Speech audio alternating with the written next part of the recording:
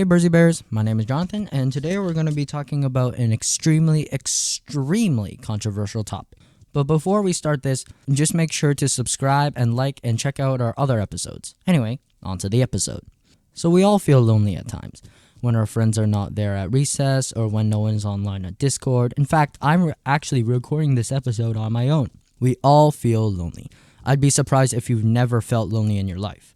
Now, if you've ever had the feeling that you shouldn't feel lonely or it's a bad thing to feel lonely, don't worry. Being lonely isn't a bad thing nor a good one. But if you expect never to be lonely, you're wrong. Why? Because loneliness is probably one of the most dangerous weapons in history. Possessions, happiness, fame, money, nothing can protect you against loneliness because loneliness is a part of your biology. Thousands of years ago, back when our ancestors used stones to work hard, you were usually born between groups of 50 to 150 people. And that's for a good reason. Back then, humans were like wolves.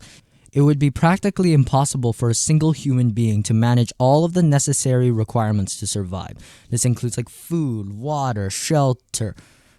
So it was absolutely necessary for you to get along with others. If not, you'd probably get kicked out of your tribe and starve to death. Hence, through natural selection, your body invented something called social pain, which is also known as loneliness, which is basically trying to stop behavior that would reduce your privileges or to the very point where you would be kicked out from the tribe. This is why you don't bully other people because you know you're going to get in trouble from the principal or your teacher. The people who felt the most pain were the people who were most likely to fix their mistakes and thus stay in the tribe, while those who didn't get kicked out and starved. This is why rejections hurt and loneliness so painful. These brain methods of survival helped us grow for most of our history as a species, until around the late Renaissance, when people started focusing on themselves rather than their social group. This trend exploded during the Industrial Revolution as people traveled to work in factories. Similarly today, we traveled for jobs, vacations, education, all the while leaving our friend group behind. We meet fewer people in person and have fewer friends. This is because we put all of those jobs, vacations, education over our friends. In 1985, the average friend group for the United States dropped from 4 friends to 3 friends in 2011. Many people, especially adults, have a lot of things to work on and it's hard to squeeze enough time for everything. So the best thing to get rid of is time with friends. That's why adults don't usually have many friends. But this can also happen to young people, and when it does, it's very hard to get rid of. Then one day you just wake up and realize you are lonely and you want someone to talk to share feelings. This is possibly why therapy was created.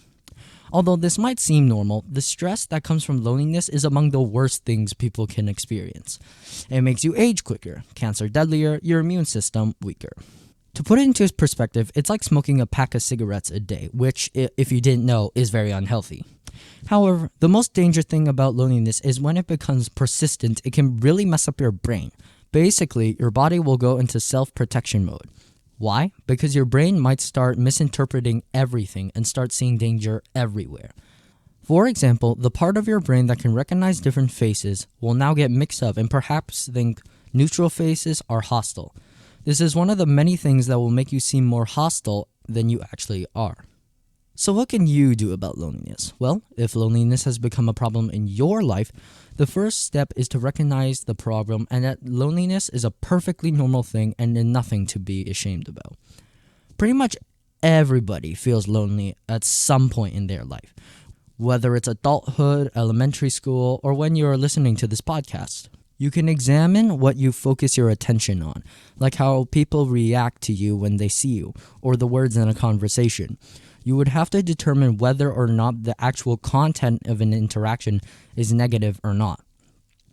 Then there are your thoughts about the world. For example, do you reject invitations to parties? Do you let the teacher assign you to a group instead of doing it yourself? Of course, everybody's situation is different, and you might not be able to fix it by yourself. If that's the case, try to reach out for help, like your parents or websites like Kids Help Phone. Yes, we all feel lonely at times.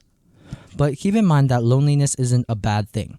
It's meant to keep you alive. Loneliness is like running out of food. When you run out of food, it tells you that you need food or else you're going to starve and you won't be able to build on your body. Loneliness acts the same way and builds on your mind. If you think about it, we wouldn't be living in a world like this without our biology of loneliness.